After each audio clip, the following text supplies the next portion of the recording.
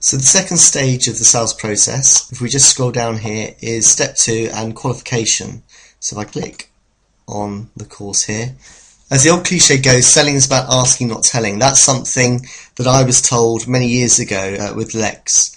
And one of the main challenges for most salespeople is that from childhood we are all conditioned to answer questions. So I know with my children, for example, when they were very young, we would ask things like, do you want peanut or Marmite? Or do you want juice or milk?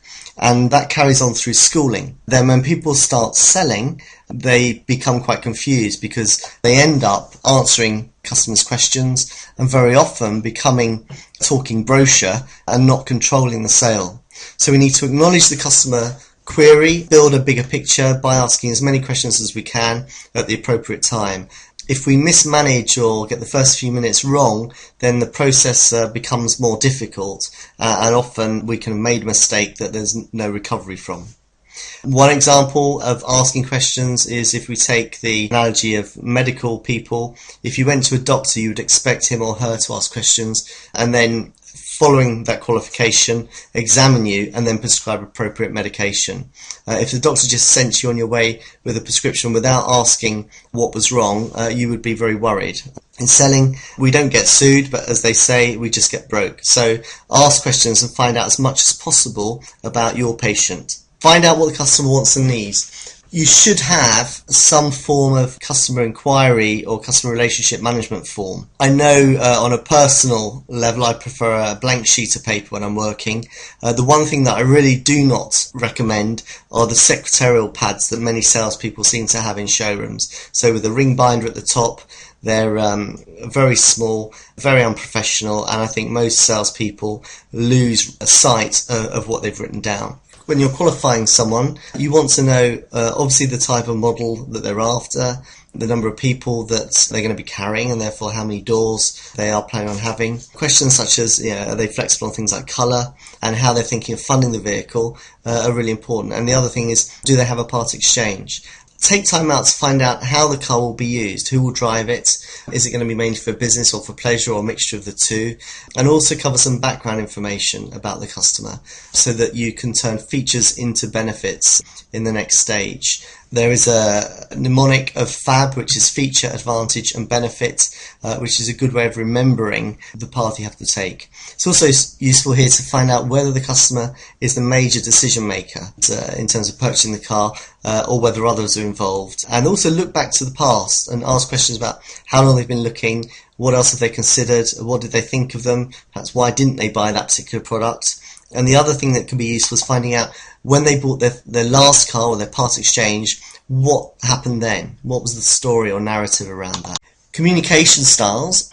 I think it's really important here to listen to the customer's language. And this is fairly advanced, but you can tell whether someone is more visual, whether they're more auditory, or whether they're more feeling-based or kinesthetic. If they're feeling-based, then they'll say things like my gut feel or instinctively. They'll talk in feeling-type language or tactile language. Knowing their preferred style means that you can match your style of communication to theirs, and that will enhance rapport. There are different types of customer who come into the showroom. So those who think that they know what they want, and often salespeople find those people quite challenging. But actually, generally, if you go with them, they're quite straightforward. Now, the thing here is, if they think they know what they want, it's really important that you listen, that you don't argue, and that having listened, would you agree from their needs that what they think they want is the right thing for them. In 99% of cases, they will not have the product knowledge that you will have. Or they may have been given some poor advice by someone else or by a friend, and therefore they think they want a certain vehicle, but they won't really. So it's important, I suppose, going back to the doctor analogy, that when a patient says they know what's wrong with them, the doctor will double check. And I think as a salesperson, it's very important that you do the same. Some people are defensive, and defensive people or fear-based people can appear aggressive from the outset. Maybe they've had a bad experience in the past, or maybe there's been some bad feedback about your dealership, but if you're the only dealer for miles around, they'll come to you anyway, and in that case you're going to have to win them over. So people by people, as they say, and it's really important that they find you approachable and intelligent in the way you operate. A good technique is to imagine there is a hidden camera filming your interaction with a customer. My first manager said, imagine that every call is being recorded, and imagine that there's a camera on the wall and everything that you're doing is going to be on the news that night. Would you be happy with the way you're interacting? It will help you be more objective and focus on being at your best. And on a different level, if you have a difficult or defensive person, sometimes humour can be a very good switch, and it can just change the mode slightly that they're in and help them to relax, but you have to be careful. Humour suits some people and not others. You know if you have a way of using humour, but it's really important that you use it carefully. Some people will take control at the beginning and say, right, I want a price on my car, and when you start to try and qualify, they say, look, I'm not interested in that, I just want a price on my car. Start asking questions about the car, go with them, and just sit down and take notes and start qualifying and doing the appraisal.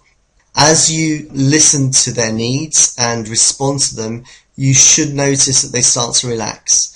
Sometimes, this is quite extreme, people can pull out a Thames Valley Trader and look up the price of a car. Obviously they can do that too, so it's almost a bit cheeky. Generally I'd advise that you don't do that, but if you're experienced, then you'll have your own way of doing that. If you're inexperienced, then avoid that and just bring in someone who has the expertise of valuing a car, and hopefully they'll just slow the customer down.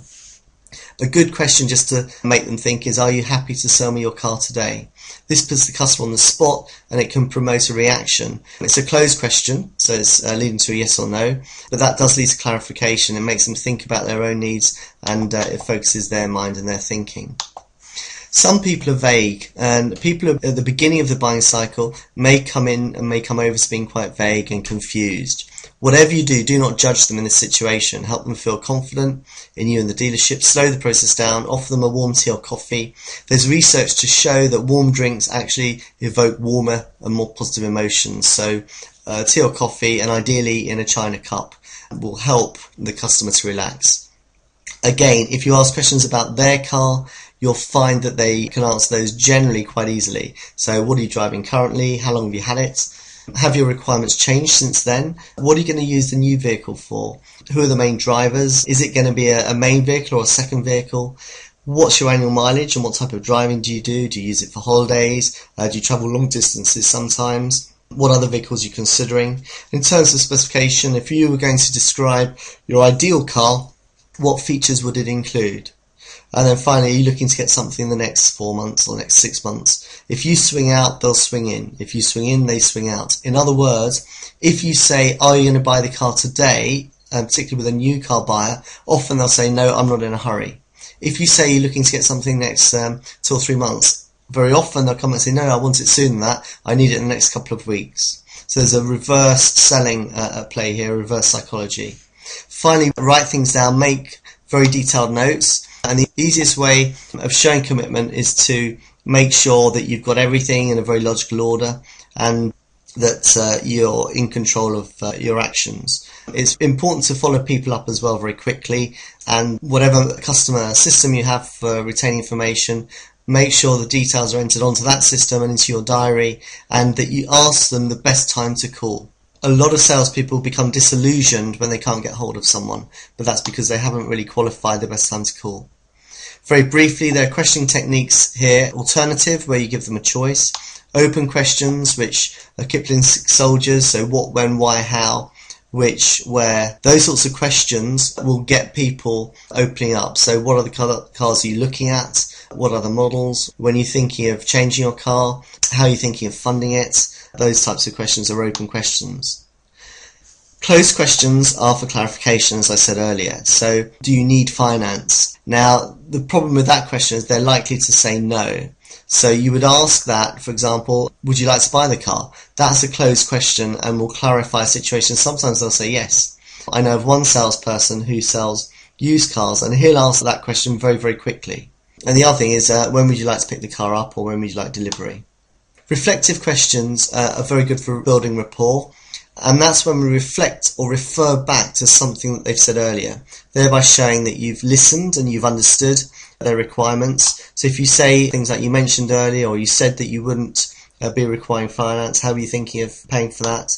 And then finally, a conditional question. So if we could guarantee delivery by the 15th of the month, would that be acceptable? Would you like to go ahead?